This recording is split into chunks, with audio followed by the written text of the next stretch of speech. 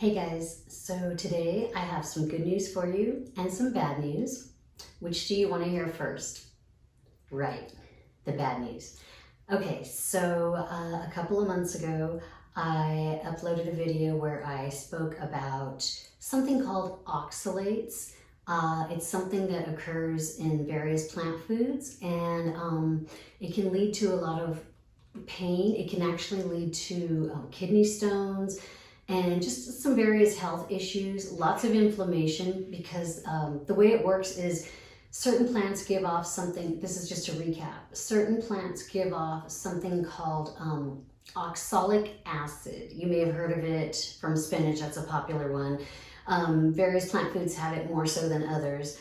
And what happens is in your body, it binds with various minerals, usually calcium, and causes these crystals to form. And these crystals can deposit really anywhere in your body and lead to things like inflammation and gout and certain things like that.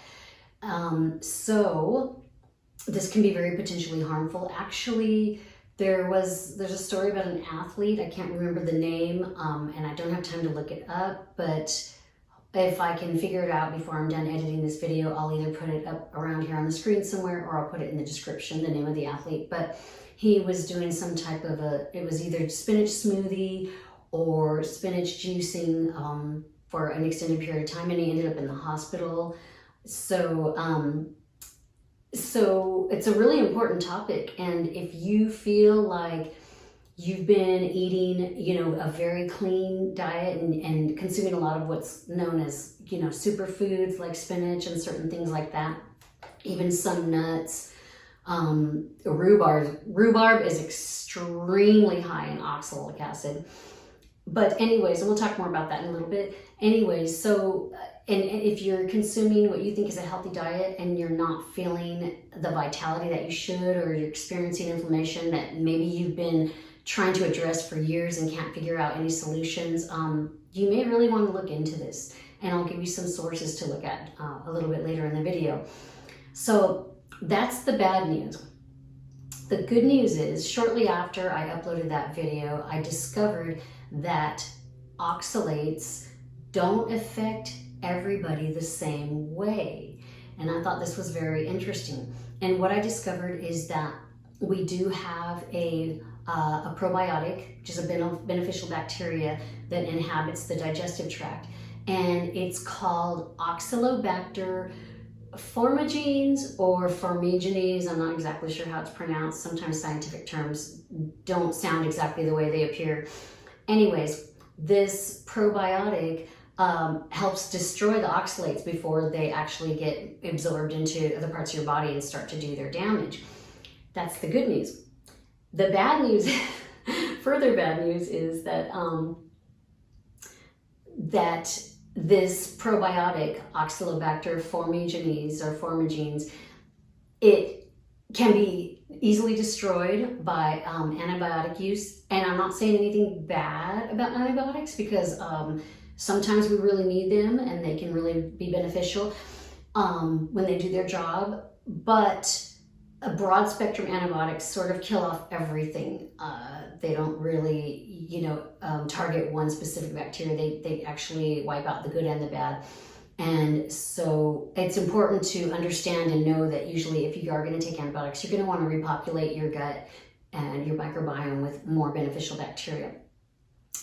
However, Oxalobacter formigenes is one of the ones that's more difficult to gain from natural sources. It's almost like, some people say once it's gone, it's gone. I don't know the science behind that, but I do have some more good news, and that is that there's actually a product that has Oxalobacter formigenes in it. It's actually contains the probiotic in this product. The bad news is it's pretty much only manufactured in India. The good news is you can find this product on a very popular website that's been around for many, many, many, many years.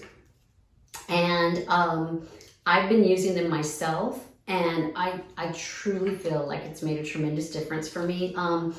The product is called Ochek, It's OCHEK, and it actually contains a lot of different probiotics in it. It has now usually when you read ingredients, the order that they are listed is the order of amount that's in them. So if it's higher at the top, usually there's more of that inside the product. And Oxalobacter formigenes is at the top. It also contains Lactobacillus acidophilus, Lactobacillus rhamnosus, Bifidobacterium lactis, and some fructooligosaccharides. So as far as probiotics go, I mean, this is good stuff.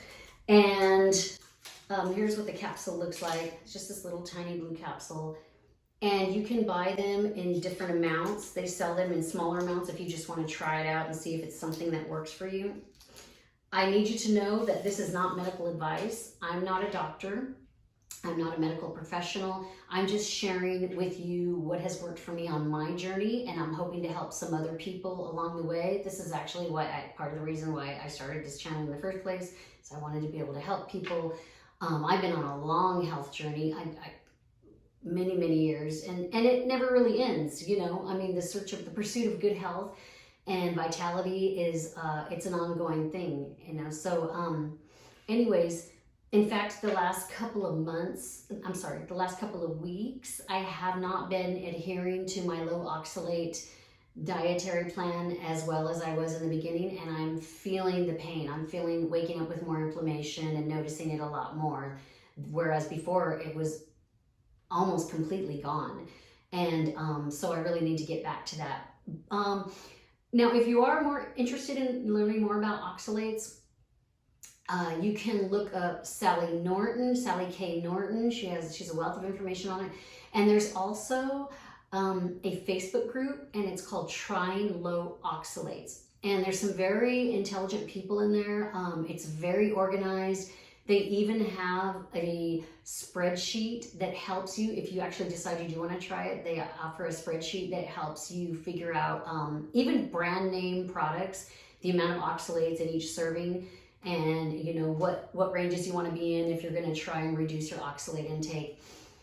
And it's very scientific. They don't even allow the quoting of studies unless they're from respectable scientific sources. So that's another good place to check.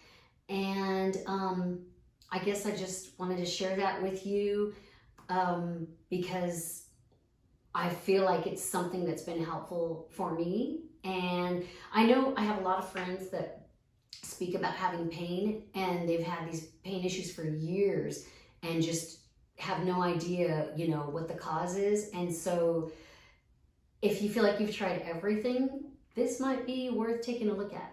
So I hope this has been helpful, and I hope you guys have an awesome day and the best to you on your health journey. And if there's anything you want to share yourself with your own journey or anything like that, please do so in the comments below. I'd be happy to hear from you. So, namaste.